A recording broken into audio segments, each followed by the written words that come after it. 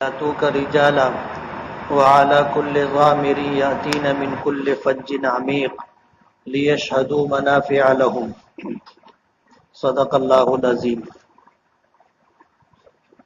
بزرگان محترم اور عزیز دوستو، اللہ کے نبی صلی اللہ علیہ وسلم کا ارشاد مبارک ہے، بنی الاسلام علی خمس، کہ اسلام کی بنیاد 5 چیزوں پر ہے۔ شہادت اللہ الہ الا اللہ وان محمد رسول اللہ، پہلی بنیاد اس بات کی گواہی دینا کہ اللہ کے سوا کوئی معبود نہیں، اور اس بات کی گواہی دینا کہ محمد صلی اللہ علیہ وسلم اللہ کے رسول ہیں۔ وَإِقَامُ الصَّلَاةِ، دوسری بنیاد نماز قائم کرنا۔ وَإِيتَاءُ الزَّكَاةِ، تیسری بنیاد صاحب نصاب حضرات پر زکوٰۃ کی ادائیگی فرض ہے، زکوٰۃ ادا کرنا۔ وصوم رمضان، اور رمضان المبارک کے روزے رکھنا، چوتھی بنیاد۔ 5ویں بنیاد الحج، حج کرنا۔ یہ 5 وہ عبادتیں ہیں جسے ہمارے آقا جناب رسول اللہ صلی اللہ علیہ وسلم نے حج کی اسلام کی بنیاد قرار دیا ہے۔ بخاری شریف کی روایت ہے، نبی کریم صلی اللہ علیہ وسلم نے فرمایا کہ اسلام ایک خیمے کے مانند ہے، اور اللہ کی وحدانیت اور انبیاء کرام علیہم الصلاۃ والسلام کی نبوت و رسالت کی گواہی، اس کی حیثیت خیمے کے درمیانی لکڑی کی طرح ہے۔ خیمہ ایک کپڑا ہوتا ہے جس کے 4 کونے ہوتے ہیں، اور بیچ کا جو حصہ ہوتا ہے اسے ایک لکڑی کے ذریعے کھڑا کیا جاتا ہے، اور چاروں کناروں کے کونوں کو کھینچ کر کے زمین میں میخ گاڑ کر کے اسے باندھ دیا جاتا ہے، تو یہ خیمہ قائم ہوتا ہے۔ حضور نے فرمایا کہ بیچ کے حصے کو اٹھانے کے لیے جو لکڑی استعمال کی جاتی ہے، خیمے میں اس کی حیثیت ایسی ہے کہ اس کے بغیر خیمہ قائم ہی نہیں ہوگا۔ اگر بیچ کی لکڑی نکال لی جائے تو خیمے کا کپڑا زمین پر گر جائے گا، چاروں کونے چاہے اس کے بندھے ہوئے ہوں لیکن خیمہ قائم نہیں رہے گا۔ تو ایمان، اللہ کی وحدانیت کی اور انبیاء کرام علیہم الصلاۃ والسلام کی رسالت کی گواہی دینا، یہ خیمے کے درمیانی لکڑی کی طرح ہے کہ جس طرح خیمہ لکڑی کے بغیر قائم نہیں ہوگا، اسی طرح اللہ اس کے رسول کی الوہیت اور نبوت کی شہادت کے بغیر اسلام قائم نہیں ہوگا۔ یعنی اسلام کے لیے ایمان ضروری ہے، اور ایمان کہتے ہیں اللہ کی ربوبیت، الوہیت اور وحدانیت کی گواہی دینا، اور نبی کریم صلی اللہ علیہ وسلم کی نبوت و رسالت کی گواہی دینا۔ اسی کے ساتھ کچھ اور چیزیں ہیں جس کا اقرار اور اعلان ایمان کہلاتا ہے۔ اور اگر کوئی شخص صاحب ایمان ہو جائے تو پھر اسے اللہ کے حکموں کے مطابق زندگی گزارنا، جو دین، جو شریعت اللہ پاک نے دی ہے، عطا کی ہے، اسے اسلام کہتے ہیں۔ اس میں نماز پڑھنا ہے، زکوٰۃ دینا ہے، روزے رکھنا ہے اور حج کرنا ہے۔ تو اللہ اس کے رسول کے تعلق سے شہادت اور گواہی کی حیثیت ایسی ہے جیسے خیمے کے قیام کے لیے بیچ کی لکڑی کی حیثیت ہے۔ پھر اس کے بعد 4 کونے ہیں جن کو زمین میں میخ گاڑ کر کے کپڑا کھینچ کر کے باندھ دیا جاتا ہے، تو ایک خیمہ وجود میں آ جاتا ہے۔ تو 4 کونے نماز، روزہ، زکوٰۃ اور حج کے، حضور نے فرمایا اس میں سے جو گوشہ، جو کونا باندھا ہوا نہیں ہوگا وہ حصہ گرا ہوا ہوگا۔ یہی حیثیت ایک مسلمان کی ہے کہ اگر اس کے پاس ایمان ہے تو خیمہ تو کھڑا کر لیا اس نے، لیکن یہ 4 جو عبادتیں ہیں ان میں سے جو عبادت کم ہوگی اسلام کا وہ حصہ گرا ہوا ہوگا. جس طرح خیمہ اگر نہ باندھا جائے چاروں گوشوں کو تو وہ کپڑا گرا ہوا ہوتا ہے. حج ایک ایسی عبادت ہے جس کا حکم سب سے اخیر میں آیا. سب سے پہلے نماز کی فرضیت کا حکم آیا. نبی کریم صلی اللہ علیہ وسلم مکہ مکرمہ میں تھے، نماز کی فرضیت کا حکم آیا. آپ معراج میں تشریف لے گئے تھے اور معراج میں آپ کو نماز کی فرضیت کا حکم دیا گیا. اللہ کے رسول صلی اللہ علیہ وسلم تشریف لائے، معراج سے واپسی ہوئی. حضرت جبرائیل نے آ کر نبی کریم صلی اللہ علیہ وسلم کے ساتھ 5 نمازیں پڑھی اور 2 دن پڑھی. پہلے دن پہلے اول وقت میں پڑھی، جیسے فجر کا شروع ہونے کا وقت اور ختم ہونے کا وقت. تو پہلے دن فجر کی نماز اول وقت میں پڑھی اور فرمایا کہ یہ اس نماز کا ابتدائی وقت ہے. اور دوسرے دن آ کر فجر کی نماز اخیر وقت میں پڑھی اور فرمایا کہ یہ اس نماز کا آخری وقت ہے. تو 2 دن آ کر کے حضرت جبرائیل نے نبی کریم صلی اللہ علیہ وسلم کے ساتھ نمازیں پڑھی، 5 وقتہ نمازیں، اس کے اوقات بتانے کے لیے کہ اس نماز کا وقت کہاں سے شروع ہوگا کہاں ختم ہوگا. قرآن کریم میں ہے ان الصلاۃ کانت علی المؤمنین کتابا موقوتا، کہ اللہ پاک نے نماز کو وقت مقررہ پر فرض کیا ہے. اہل سنت والجماعت کے نزدیک 5 نمازوں کے لیے 5 اوقات ہیں. 5 نمازوں کے لیے 5 اوقات ہیں. ایک وقت اس کا ابتدائی ہے اور ایک وقت اس کا انتہائی ہے. وقت سے پہلے اگر نماز پڑھی جائے گی تو وہ فرض کی ادائیگی نہیں ہوگی، اور وقت ختم ہونے کے بعد اگر وہ نماز پڑھی جائے گی تو یہ نماز ادا نہیں قضا کہلائے گی. اہل سنت والجماعت کے علاوہ کچھ اور لوگ ہیں جیسے شیعہ حضرات ہیں، ان کے یہاں نماز 3 وقت میں، فجر کی نماز پڑھی جائے گی، پھر ظہر عصر کی ایک ساتھ پڑھی جائے گی، پھر مغرب عشاء کی ایک ساتھ پڑھی جائے گی. 3 وقت میں وہ لوگ 5 نمازیں پڑھتے ہیں. اہل سنت والجماعت میں جو امام ابو حنیفہ، امام شافعی، امام احمد ابن حنبل، امام مالک، ان کے یہاں کچھ اوقات میں 2 نمازوں کو جمع کرنے کا بھی حکم ہے. امام اعظم ابو حنیفہ رحمۃ اللہ علیہ فرماتے ہیں کہ ہر نماز اپنے وقت میں پڑھی جائے گی، کوئی نماز جمع نہیں کی جائے گی.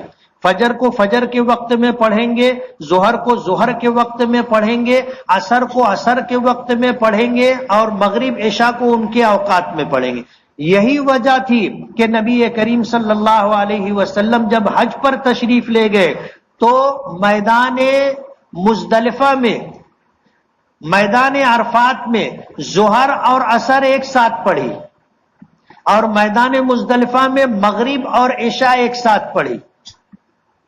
آپ 2 نمازیں جمع کر کے نہیں پڑھتے تھے، کبھی آپ نے 2 نمازیں اکٹھا کر کے نہیں پڑھی. یہی وجہ ہے کہ عرفات میں جو ظہر عصر کو نہ جمع کر کے پڑھا گیا، یعنی ظہر کے وقت میں عصر کی نماز کو پہلے پڑھا گیا، اس کو جمع تقدیم کہتے ہیں. اور مزدلفہ میں مغرب کی نماز عشاء کے وقت میں عشاء کی نماز کے ساتھ پڑھی، اسے جمع تاخیر کہتے. اس کے علاوہ نبی کریم صلی اللہ علیہ وسلم سے نمازوں کو جمع کر کے پڑھنا ثابت نہیں. اور جن حدیثوں میں یہ بات ملتی ہے کہ نبی کریم صلی اللہ علیہ وسلم نے 2 نمازوں کو اکٹھا کر کے پڑھا تو صحابہ کرام اس کی تفصیل دیتے کہ اللہ کے رسول صلی اللہ علیہ وسلم سفر میں تھے. کہاں تھے؟ سفر میں تھے، اور آپ سفر کرتے رہے اور ظہر کی نماز کو مؤخر کیا. عام حالات میں مدینہ منورہ مسجد نبوی میں رہتے ہوئے ظہر کی نماز جس وقت میں پڑھتے تھے اس وقت میں نہیں پڑھی، بلکہ نماز کو لیٹ کیا، مؤخر کیا. اتنا مؤخر کیا کہ ظہر کا وقت ختم ہونے کے قریب آ گیا تو آپ نے ظہر کی نماز پڑھ لی. اور پھر تھوڑا انتظار کیا، اور اس کے بعد جب عصر کا وقت داخل ہوا تو آپ نے عصر کی نماز اول وقت میں پڑھ لی، یعنی ظہر کی نماز اخیر وقت میں پڑھی، ظہر کا وقت ختم ہو گیا، عصر کا وقت شروع ہوا تو عصر کی نماز اول وقت میں پڑھ لی۔ یہ صورتاً جمع ہے، یعنی ایسا دکھائی دیتا ہے کہ آپ نے دو نمازیں اکٹھا پڑھی، لیکن اگر گہرائی میں جا کر کے دیکھا جائے تو آپ نے ایک جگہ رک کر کے دو نمازیں ایک ساتھ پڑھی، لیکن عصر کو ظہر کے وقت میں نہیں پڑھا اور ظہر کی نماز کو عصر کے وقت میں نہیں پڑھا، ظہر کی نماز اخیر وقت میں پڑھی اور عصر کی نماز اول وقت میں پڑھی۔ یہ دو نمازوں کے اوقات ایسے ہیں جو ملے ہوئے، بیچ میں گیپ نہیں ہے، ظہر کا وقت عصر کا وقت ملا ہوا ہے، اسی طرح مغرب اور عشاء کا وقت ملا ہوا ہے، مغرب کی نماز کا وقت جو ہی ختم ہوتا ہے عشاء کی نماز کا وقت شروع ہو جاتا ہے۔ اور حضور پاک صلی اللہ علیہ وسلم نے مغرب اور عشاء کو جمع فرمایا تو اسی طرح جمع کیا کہ مغرب کو اخیر وقت میں پڑھا اور عشاء کو اول وقت میں پڑھا۔ اس لیے امام اعظم ابو حنیفہ رحمۃ اللہ علیہ فرماتے ہیں کہ ہمارے یہاں جمع بین الصلاتین نہیں ہے، دو نمازوں کو جمع کر کے نہیں پڑھیں گے، ہر نماز کو اس کے وقت میں پڑھیں گے۔ اگر کوئی عذر ہے، جیسے حضور سفر میں تھے تو سفر کے عذر کی وجہ سے ظہر کی نماز مؤخر کر کے پڑھی اور عصر کی نماز جلدی پڑھ لی۔ صورتاً جمع ہونا دکھائی دیتا ہے، لیکن حقیقت میں دو نمازوں کو آپ نے جمع نہیں فرمایا۔ ہاں، میدان عرفات میں ظہر عصر کو جمع کیا تھا اور مزدلفہ میں مغرب عشاء کو جمع کیا تھا۔ یہی وجہ ہے کہ جن دو اوقات کے درمیان فاصلہ ہے، جیسے فجر اور ظہر، فجر کی نماز کا وقت شروع ہوتا ہے سورج طلوع ہونے پر ختم ہو جاتا ہے، ظہر کی نماز کا وقت شروع ہوتا ہے سورج کے زوال کے بعد، بیچ میں یہ 4-5 گھنٹے جو ہیں یہ فاصلہ ہے۔ اسی لیے کہیں کبھی کسی روایت میں یہ بات نہیں ملتی کہ اللہ کے رسول صلی اللہ علیہ وسلم نے فجر اور ظہر کو جمع کر کے پڑھا، کہیں نہیں ملتی یہ بات۔ ظہر اور عصر کو جمع کیا تو اس طرح جمع کیا کہ ظہر کو اخیر وقت میں پڑھا ظہر کے وقت میں، اور عصر کو اول وقت میں پڑھا عصر کے وقت میں، مغرب کو اخیر وقت میں پڑھا مغرب کے وقت میں، اور عشاء کو عشاء کے وقت میں پڑھا اول وقت میں۔ یہ صورتاً جمع ہے۔ تو ہمارے یہاں یہ چار، یعنی یہ جو نماز ہے سب سے پہلے اس کی فرضیت آئی، اور حضرت جبرائیل نے 2 دن آ کر کے حضور کے ساتھ نماز پڑھی۔ اب جبرائیل نے حضور کو نماز پڑھائی یا حضور نے پڑھائی، یعنی امامت حضرت جبرائیل نے کی یا امامت نبی کریم صلی اللہ علیہ وسلم نے کی، اس کی تفصیل نہیں ملتی۔ اس لیے میں یہ کہہ رہا ہوں کہ حضرت جبرائیل آئے اور نبی کریم صلی اللہ علیہ وسلم کے ساتھ 2 دن آپ نے نماز پڑھی، ہر نماز کا اول وقت اور انتہائی وقت بتانے کے لیے۔ تو سب سے پہلے نماز کی فرضیت کا حکم آیا، اس کے بعد روزوں کی فرضیت کا حکم آیا، اس کے بعد زکوٰۃ کی فرضیت کا حکم آیا، اور سب سے اخیر میں حج کی فرضیت کا حکم آیا۔ سن 8 ہجری میں نبی کریم صلی اللہ علیہ وسلم نے مکہ مکرمہ کو فتح کیا۔ جب مکہ فتح ہو گیا اور اب حج کے لیے کوئی رکاوٹ نہیں رہی، حج کے لیے کوئی رکاوٹ نہیں رہی، ورنہ مشرکین مکہ نے نبی کریم صلی اللہ علیہ وسلم اور مسلمانوں کے لیے مکے کا دروازہ بند کر دیا تھا۔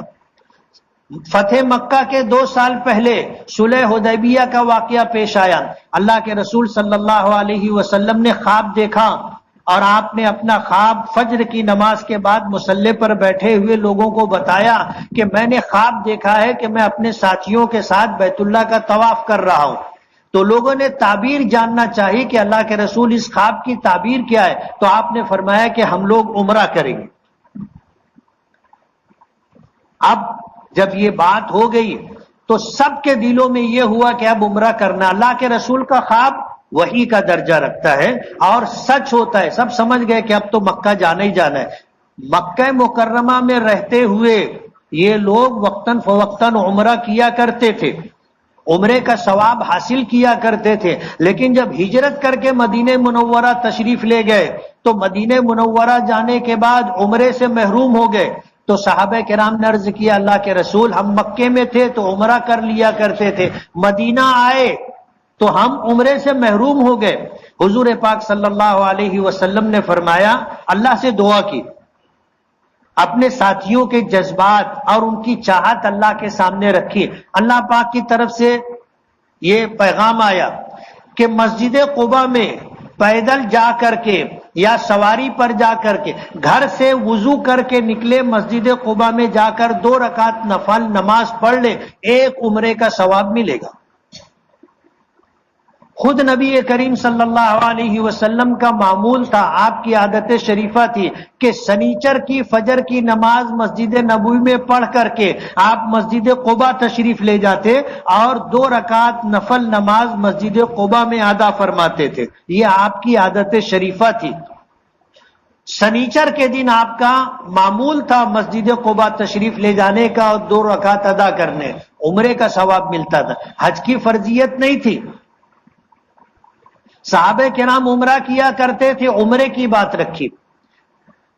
اب جب حضور عمرے کے لیے اپنے ساتھیوں کو لے کر کے نکلے تو حدیبیہ کے مقام پر جا کر آپ کی اونٹنی بیٹھ گئی۔ جہاں حدود حرم ختم ہوتا ہے اور ہل شروع ہوتا ہے، زمین کا وہ حصہ جہاں تک حرم ہے اور حرم ختم ہوتا ہے، ہل شروع ہوتا ہے، اونٹنی اس مقام پر جا کر کے بیٹھ گئی۔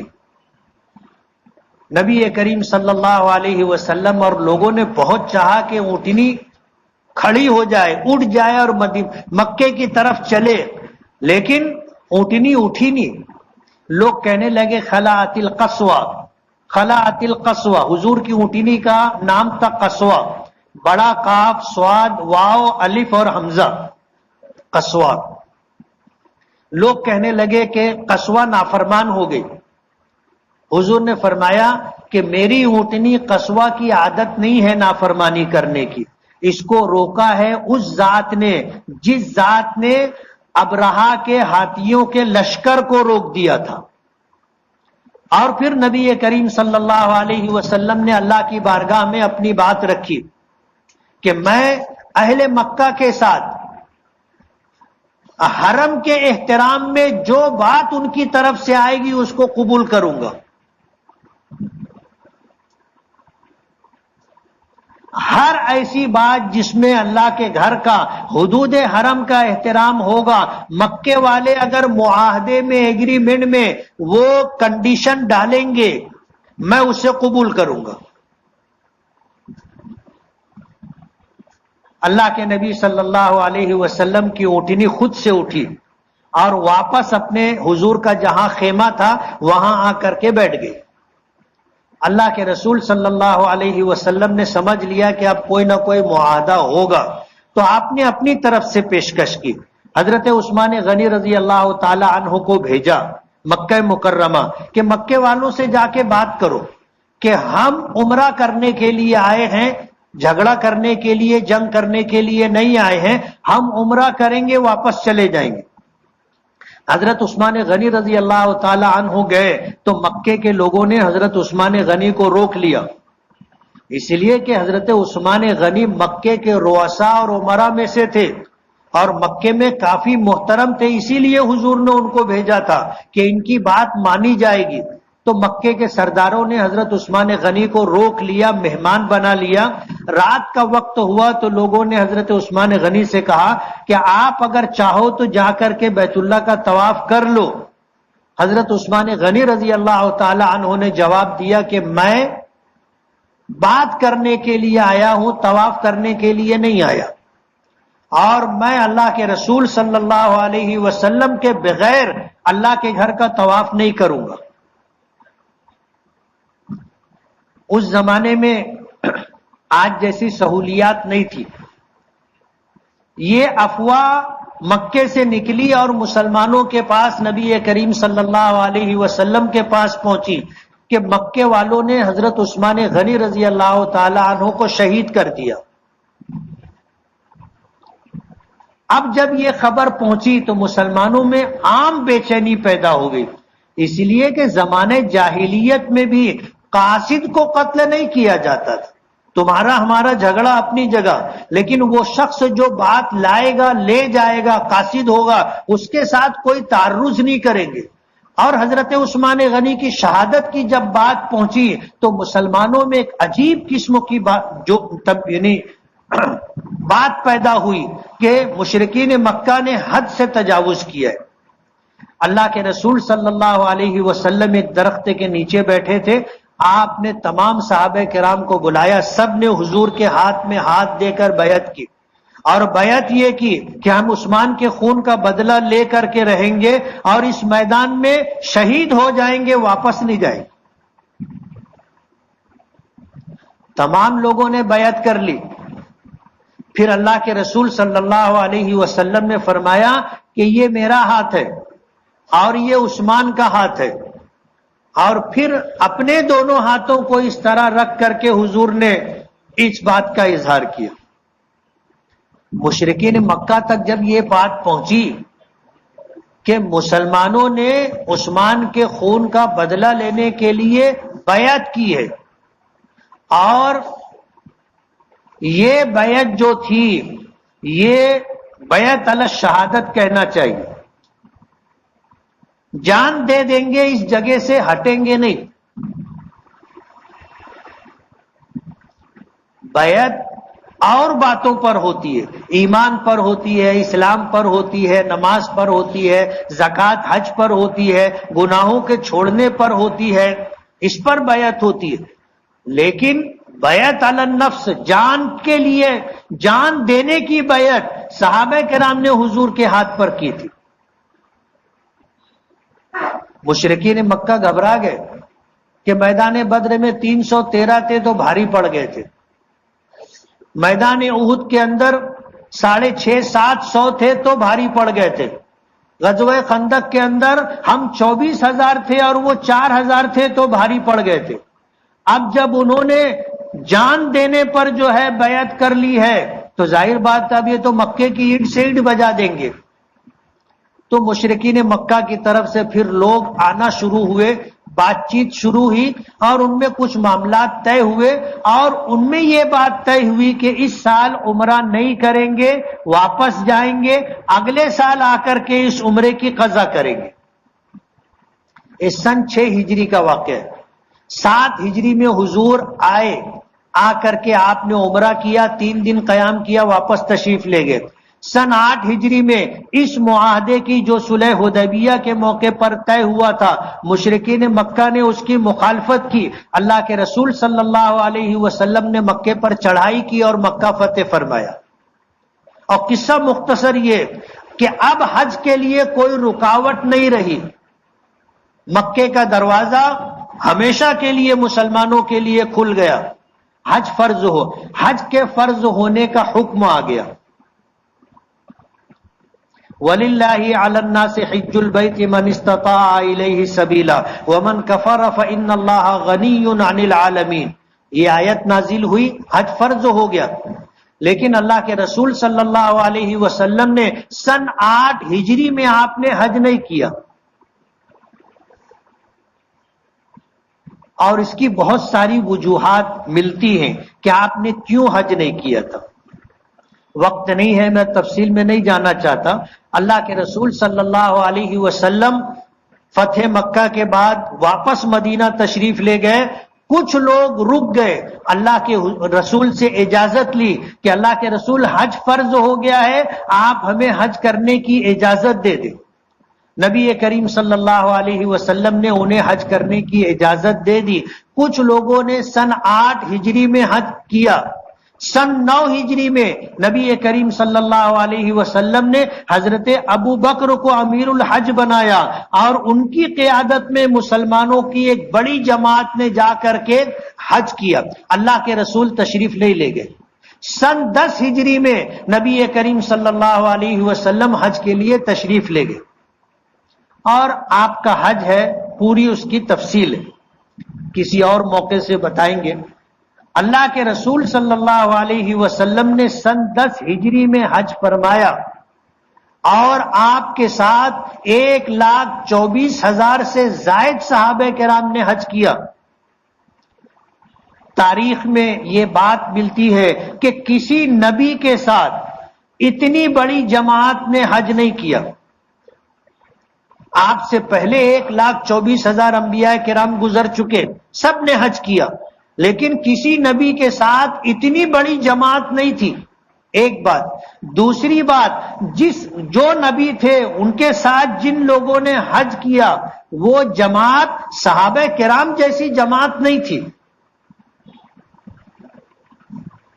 ایک تو 1,24,000 صحابہ کرام اور یہ سب صحابی، اتنی مقدس جماعت بیت اللہ پر کبھی حج کے لیے نہیں پہنچی، نہ حضور سے پہلے اور نہ حضور کے حج کے بعد. اب وہ حج جو تھا، ظاہر بات ہے وہ ایک مثالی حج، اس کی برابری کوئی حج، کسی سال کے حج میں اس کی برابری نہیں ہو سکتی. اللہ کے رسول صلی اللہ علیہ وسلم نے حج کیا. مجھے جو بات بتانی ہے وہ یہ کہ حج ہے کیا. جنہوں نے کیا ہے ان کو پتا ہے، لیکن شاید ان کو بھی یہ پتا نہیں ہوگا کہ حج کہتے کس کو ہے. حج کہتے ہیں کہ کچھ مخصوص عبادتیں مخصوص مقام پر مخصوص زمانے میں کی جائے تو اس کو حج کہا جاتا ہے. جیسے بیت اللہ کا طواف ہے، صفا مروہ کی سعی ہے، مینا کا قیام ہے، عرفات کا وقوف ہے، مزدلفہ کا وقوف ہے، اور پھر مینا میں آ کر کے حدود حرم، مینا میں آ کر کے جمرات کی رمی ہے، قربانی ہے، سر کا منڈانا ہے، بیت اللہ کا طواف زیارت، صفا مروہ کی سعی. یہ جو مخصوص اعمال ہیں، ان مخصوص اعمال کو مخصوص جگہوں پر، جیسے طواف کریں گے تو بیت اللہ کے ارد گرد، سعی کریں گے تو صفا مروہ کے درمیان، وہ قیام کریں گے تو مینا میں، وقوف کریں گے تو عرفات میں، وقوف کریں گے تو مزدلفہ میں، شیطان کو کنکری ماریں گے تو مینا میں، قربانی دیں گے تو حدود حرم میں. یہ مخصوص مقامات ہیں، اور پھر ان مخصوص مقامات کے ساتھ زمانہ بھی مخصوص ہے. آج اگر کوئی جا کر کے بیت اللہ کا طواف کرے طواف زیارت کی نیت سے، اور جا کر کے صفا مروہ کی سعی کرے حج کی نیت سے، حج نہیں ہوگا. اس لیے کہ اس کے لیے زمانہ بھی طے ہے کہ ذی الحجہ کا مہینہ ہو اور 8ویں تاریخ ہو تو یہ کام کیا جائے، 9 ہو تو یہ کیا جائے، 10 ہو تو یہ کیا جائے، 11 12 ہو تو یہ کیا جائے. زمانہ بھی مخصوص ہے، عبادات بھی مخصوص ہے، مقامات بھی مخصوص مقامات ہے، اور زمانہ بھی متعین ہے. اس کو حج کہا جاتا ہے. اور یہ وہ اعمال ہیں جو اللہ تعالیٰ کے مقرب بندوں کے ذریعے وجود میں آئے تھے، اور اللہ کو یہ اعمال اتنے پسند آئے کہ اللہ نے ان کو جمع کیا اور اکٹھا کرنے کے بعد اس کا نام حج رکھ دیا. جیسے بیت اللہ کا طواف ہے تو بیت اللہ کا طواف فرشتوں کا عمل ہے. اس بیت اللہ کے بالکل بالمقابل 7ویں آسمان پر بیت المعمور ہے. بیت المعمور علماء نے لکھا ہے کہ اگر اس کو زمین پر سیدھا اتارا جائے تو وہ بیت اللہ پر آئے گا. روزانہ 70,000 فرشتے اس کا طواف کرتے ہیں، اور جس نے ایک مرتبہ طواف کر لیا دوبارہ اس کا نمبر نہیں آئے گا. تو بیت المعمور کا طواف فرشتوں کا عمل ہے. اللہ نے بیت اللہ کے طواف کے ساتھ حج میں اس عمل کو جگہ دی. صفا مروہ کی سعی حضرت حاجرہ کا عمل ہے. کہ حضرت ابراہیم کی پہلی بیوی حضرت سارہ ہجرت کر کے جا رہے تھے، اولاد نہیں تھی، مصر میں ایک حادثہ پیش آیا، فرعون نے حضرت ابراہیم کی حضرت سارہ رضی اللہ تعالی عنہا کو اٹھوا لیا، اس لیے کہ حضرت سارہ بہت خوبصورت تھی، اور خبر اور تاریخ میں آتا ہے کہ ان کے حدود سلطنت میں اگر کوئی خوبصورت عورت آتی تھی تو بادشاہ اس کو اٹھوا لیتا تھا۔ حضرت سارہ کے ساتھ بھی یہی ہوا، اللہ نے حفاظت فرمائی۔ فرعون اتنا متاثر ہوا کہ اس نے اپنی بیٹی خادمہ کے طور پر حضرت سارہ کو دی، جس کا نام ہاجرہ تھا۔ عمر کوئی 20-22 سال تھی، 18-20 سال کی عمر تھی۔ حضرت ابراہیم ان کو لے کر کے ہجرت کے لیے نکلے تھے، ملک شام پہنچے۔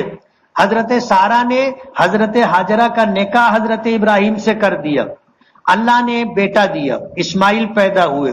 حضرت سارہ کے دل میں اللہ نے بات ڈالی، عام طور پر ہم اس کو کہتے ہیں کہ یہ شوکن کا جلاپا ہوتا ہے، کہ حضرت سارہ کو اولاد نہیں تھی، حضرت ہاجرہ کو ہو گئی، تو حضرت سارہ یہ کہنے لگی کہ ان کو میرے سامنے، میری نظروں کے سامنے مت لاؤ، ان کو یہاں سے ہٹاؤ۔ علماء نے لکھا ہے اللہ کا ایک فیصلہ تھا، اس فیصلے کے تحت اللہ نے حضرت سارہ کے دل میں یہ بات ڈالی، اور حضرت سارہ نے حضرت ابراہیم سے مطالبہ کیا۔ حضرت ابراہیم سوچ میں پڑ گئے کیا کریں۔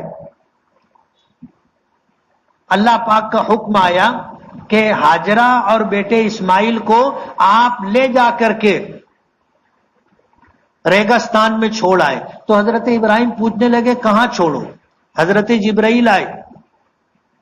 کتابوں میں آتا ہے کہ حضرت جبرائیل حضرت ابراہیم کو ساتھ لیے، حضرت ابراہیم نے حضرت ہاجرہ اور حضرت اسماعیل کو لیا، اور ملک شام سے سفر کرتے کرتے کرتے کرتے اس مقام پر پہنچے جہاں آج مکہ مکرمہ ہے، مسجد حرام ہے، بیت اللہ شریف ہے، اس مقام پر پہنچے۔ حضرت جبرائیل نے حضرت ابراہیم سے کہا کہ ہاجرہ اور اسماعیل کو یہاں چھوڑ دو اور واپس ملک شام جاؤ۔ حضرت ابراہیم کہنے لگے کہ یہاں کیا ہے؟ نہ پانی ہے، نہ سایہ ہے، نہ زندگی گزارنے کا کوئی سبب ذریعہ ہے، یہاں کیسے چھوڑ کر کے جاؤ؟ علماء نے لکھا ہے کہ جب حضرت ابراہیم پر وقت آیا تھا اور دہکتی ہوئی آگ میں نمرود نے ڈالا تھا، اس وقت فرشتوں نے آ کر کے حضرت ابراہیم سے کہا تھا کہ آپ اگر بولو تو ہم آپ کی مدد کریں۔ تو حضرت ابراہیم نے کہا کہ مجھے تمہارے سہارے کی مدد کی کوئی ضرورت نہیں ہے۔ ایک جملہ بھی اللہ کے سامنے نہیں کہا تھا کہ یہ کیا ہو رہا ہے۔ حضرت ابراہیم پر بات آئی، سب برداشت کیا، اللہ کے حکم کی تعمیل کی، لیکن جب بیوی بچوں کو چھوڑ کر جانے کی بات آئی تو حضرت ابراہیم نے پوچھا تھا کہ یہاں کیا ہے، کیسے چھوڑ کر کے جاؤ؟ تو حضرت جبرائیل نے کہا تھا کہ یہ اللہ کا حکم ہے۔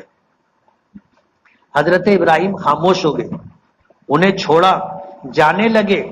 کتابوں میں آتا ہے کہ حضرت ہاجرہ آگے بڑھی اور حضرت ابراہیم کا دامن پیچھے سے پکڑا اور پوچھا کہ ابراہیم کہاں چھوڑ کر کے جا رہے ہو؟ حضرت ابراہیم کوئی جواب نہیں دے سکے۔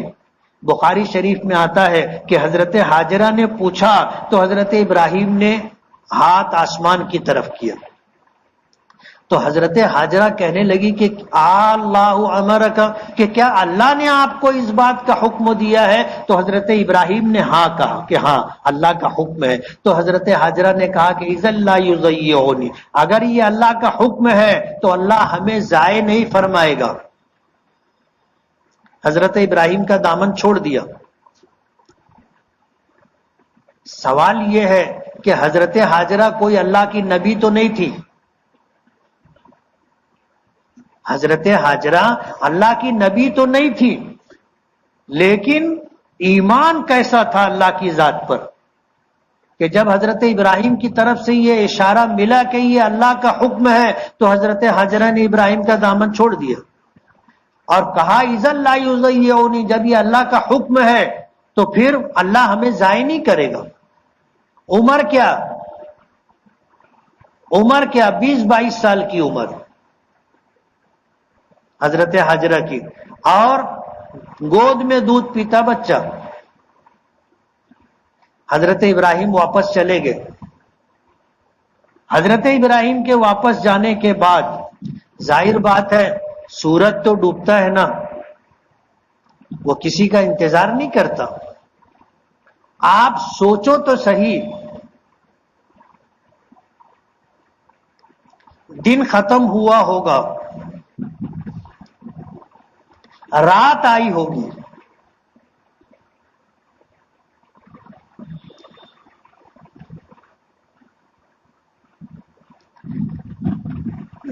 یہ رات حضرت ہاجرہ نے کیسے گزاری؟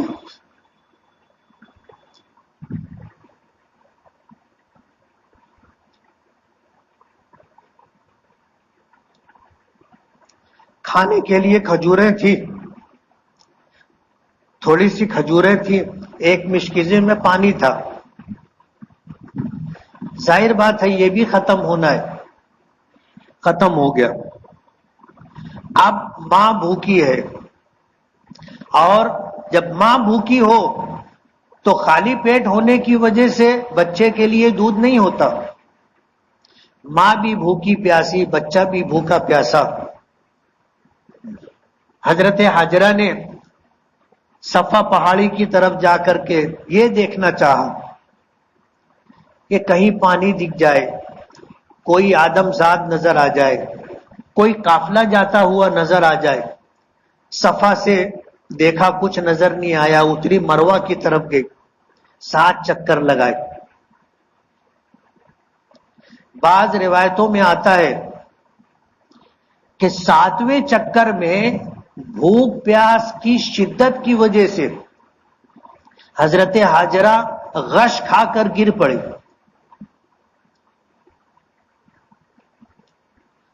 ادھر حضرت اسماعیل جس جگہ حضرت ہاجرہ نے ان کو لٹایا تھا, بھوک پیاس کی شدت کی وجہ سے وہ بھی اپنا پیر ایڑیاں زمین پر رگڑ رہے تھے. حضرت ہاجرہ کو تھوڑا سا ہوش آیا. انہوں نے دیکھا کہ جہاں بچے کو چھوڑا تھا وہاں پر ایک نوجوان کھڑا ہے. حضرت ہاجرہ گھبرا گئی. ایک تو یہ کہ وہ عمر کے اس حصے میں تھی 20-22 سال کی عمر, اجنبی مقام, کوئی سہارا نہیں, کوئی مددگار نہیں, ایک اجنبی شخص ہے, مجبوری دودھ پیتا بچہ ہے, کیا کرے؟ بے چین ہو کر کے بڑھی. آگے گئی تو دیکھا کہ جہاں حضرت اسماعیل ایڑیاں رگڑ رہے تھے وہاں پر حضرت جبرائیل نے پر مارا تو وہاں سے زمین سے پانی کا چشمہ ابلا, زمین سے پانی ابلنے لگا. حضرت ہاجرہ نے گھیرا لگا کر کے اسے روکا اور ان کی زبان سے نکلا زم زم. یہ عبرانی زبان کا لفظ ہے جس کے معنی ہے رک جا رک جا. پانی کو روکنے کی کوشش کی گھیرا بنا کر کے, پانی رک گیا. اور یہ زمزم کا چشمہ اس وقت سے آج تک جاری ہے. بیچ میں وہ قبیلہ جب یہاں پانی نکلا تو پانی کے نکلنے کی وجہ سے پرندے بھی ریگستان کے وہاں جمع ہونے لگے, اور کچھ کھانا بدوش لوگ گزر رہے تھے. انہیں اس بات کا پتا تھا کہ جہاں پانی ہوتا ہے وہاں چرند پرند درندر جمع ہو جاتے, جانور. تو انہوں نے کہا کہ ہم تو ادھر سے گزرتے رہے, کبھی ہم نے پانی دیکھا نہیں. یہ چاروں طرف پہاڑ ہے, ایک طرف جبل ہند ہے, ایک طرف جبل عمر ہے, ایک طرف صفا ہے, ایک طرف مروہ ہے, جبل ابو قبیس ہے. یہ وادی تقریباً چاروں طرف سے پہاڑوں میں گھری ہوئی ہے. یہاں پانی تو ہے نہیں, پھر پرندے کیوں ہیں؟ تحقیق کے لیے آدمی کو بھیجا تو وہ آدمی گیا, آ کر کے بتایا کہ وہاں پر پانی ہے, پانی کا چشمہ, اور وہاں پر ایک عورت ہے اور اس کی گود میں ایک بچہ ہے, اور یہ قبیلہ پانی کی تلاش میں نکلا تھا. تو وہ وہاں پہنچے, انہوں نے حضرت ہاجرہ سے اجازت مانگی کہ اگر اجازت ہو تو ہم یہاں رکے. انہوں نے کہا کہ آپ رکو, لیکن پانی پر تمہارا حق نہیں ہوگا. پانی استعمال کر سکتے ہو, لے سکتے ہو, لیکن پانی پر تمہارا حق نہیں ہوگا, پانی پر حق ہمارا ہوگا. انہوں نے کہا کہ ہم کو تو پانی چاہیے, حق نہیں چاہیے. یہ لوگ جو رکے تھے یہ قبیلے جرہم کے لوگ تھے. اس قبیلے پر قبیلے بنو خزاعہ نے ایک زمانہ گزرنے کے بعد حملہ کیا، جنگ ہوئی اور قبیلے جرہم کے لوگوں کو شکست ہوئی، تو انہوں نے زمزم کے اس چشمے کو، جسے کنویں کی شکل دے دی گئی تھی، اسے انہوں نے پاٹ دیا، زمین کے برابر کر کے ایسا کر دیا کہ پھر اب نظر نہیں آ رہا تھا، اور 300 سال اس طرح گزرے کہ زمزم کا یہ کنواں اس طرح ڈھانپ دیا گیا تھا۔ حضور کے دادا عبد المطلب نے خواب میں دیکھا کہ کوئی کہنے والا یہ کہہ رہا ہے کہ تم یہاں پر کھدائی کرو، یہاں زمزم کا کنواں ہے۔ ایک رات خواب دیکھا، سوچ میں پڑے کیا کریں، دوسری رات خواب دیکھا، سوچنے لگے کیا کریں، تیسری رات خواب دیکھا کہ کوئی کہنے والا کہہ رہا ہے کہ تم کھدائی کرو، یہاں پہ پانی کا چشمہ نکلے گا۔ تو وہ خواب میں ہی پوچھنے لگے کہ میں کس جگہ کھدائی کروں۔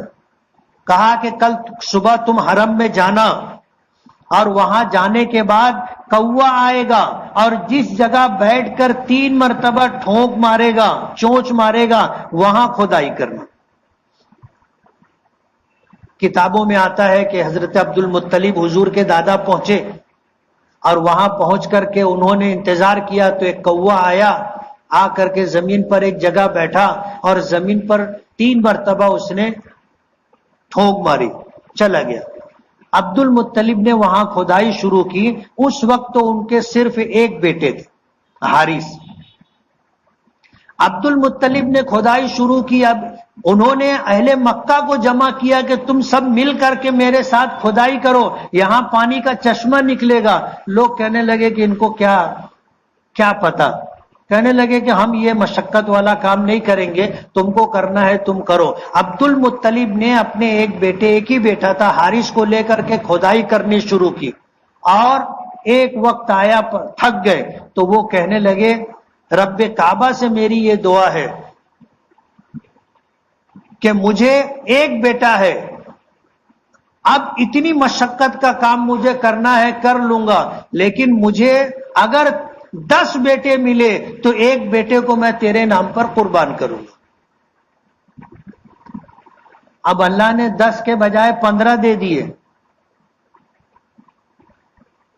15 دے دیے۔ اب 15 بیٹے ہو جانے کے بعد پھر ان کو یہ خیال آیا کہ میں نے زمزم کے کنویں کے کھدائی کے موقع پر رب کعبہ سے یہ بات کی تھی، منت مانی تھی، آج تو وہ منت پوری ہو گئی ہے، اس لیے اب مجھے اپنے ایک بیٹے کو قربان کرنا۔ انہوں نے کھود کر کے زمزم کا کنواں تو نکال لیا۔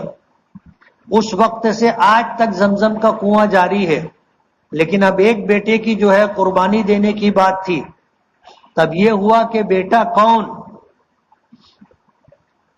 انہوں نے 15 بیٹوں کے نام لکھ کر کے 15 تیر، اور ہر تیر پر ایک بیٹے کا نام، اور پھر انہوں نے جو ہے طے کیا کہ کس بیٹے کی قربانی۔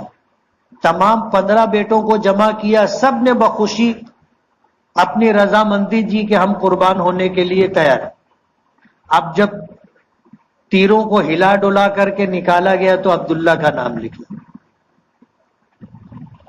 دوبارہ نکالا تو عبداللہ کا نام نکلا، تیسری مرتبہ نکالا تو عبداللہ کا نام لکھا، اور یہ سب سے چھوٹے اور آخری بیٹے تھے، اور عبد المطلب کو سب سے زیادہ محبوب تھے، سب سے زیادہ عبد المطلب کے قریب تھے، لیکن انہوں نے بھی طے کر لیا کہ مجھے قربانی دینی ہے، منت پوری کرنی ہے تو کرنی ہے۔ اب عبد المطلب نے عبداللہ کو لیا قربان کرنے کے ارادے سے، جب چلے تو مکے کے سرداروں نے روک لیا۔ ان میں عاص ابن وائل، جو اس وقت سرداروں میں اچھا اثر اور رسوخ والا تھا، اس نے کہا کہ عبد المطلب ہم یہ ظلم نہیں ہونے دیں گے، تم نے منت مانی ہوگی لیکن یہ ظلم ہم ہونے نہیں دیں گے۔ عبد المطلب نے کہا کہ مجھے تو اپنی منت پوری کرنی ہے، کیسے کریں؟ تو اس وقت ایک کاہنہ عورت تھی، یہ طے ہوا کہ اس کے پاس چلیں وہ جو فیصلہ کرے گی. یہ سب مل کر کے اس کاہنہ عورت کے پاس گئے تو اس نے پوچھا کہ ایک جان کی تمہارے یہاں دیت کیا ہے؟ کہا کہ 10 اونٹ. تو اس کاہنہ نے راستہ یہ بتایا کہ 10 اونٹ کا ایک تیر اور ایک تیر عبداللہ، 2 تیروں کو ملا کر کے ڈالو، کسی سے کہو کہ چٹھی نکالے، جیسے ہم لوگ بولتے ہیں تیر اٹھائے. اب تیر اٹھایا، اگر عبداللہ کا نام آئے تو ایک تیر، اس میں یہ تیر جو ہے 10 کی جگہ 20 اونٹ. اس طرح جو ہے قرآن اندازی کرتے رہو یہاں تک کہ عبداللہ کا نام نکل آئے. عبد المطلب نے اپنے اونٹوں میں سے 100 اونٹ ایک طرف کر دیے. 10 اونٹ پہ قرآن اندازی ہوئی، عبداللہ کا نام نکلا. 20 اونٹ پہ قرآن اندازی ہوئی، عبداللہ کا نام نکلا. 30 40 50 60 70 80 90 100. جب 100 اونٹ ہوئے اس وقت جب تیر اٹھایا گیا تو اس میں اونٹوں کا نام تیر آیا. عبد المطلب نے کہا کہ ایک مرتبہ پر نہیں، دوبارہ قرآن، دوبارہ قرآن ہوا، پھر اونٹوں کا نام آیا. عبد المطلب کہنے لگے نہیں، پھر سے قرآن اندازی ہوگی، پھر سے قرآن اندازی ہوئی، پھر اونٹوں کا نام. تو 100 اونٹوں کی قربانی عبداللہ کی جگہ پر دی گئی. یہ کاہنہ اس نے آ کر کے جب عبداللہ کو دیکھا تو اس نے کہا کہ میں تم سے نکاح کرنا چاہتی ہوں.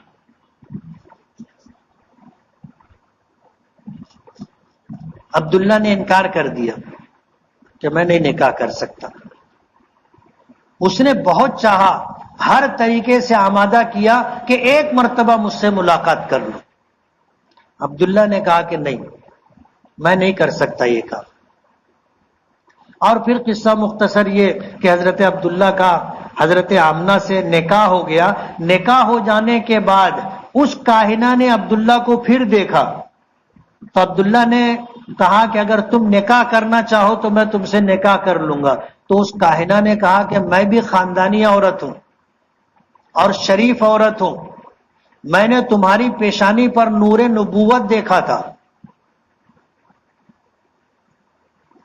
اور میں یہ چاہتی تھی کہ وہ نور نبوت مجھ میں منتقل ہو، اور اللہ کا نبی آئے تو وہ میرے بطن سے، میرے پیٹ سے آئے. اور اب وہ نور تمہاری پیشانی میں نہیں ہے تو مجھے تمہاری کوئی حاجت نہیں، میں بھی شریف عورت ہوں.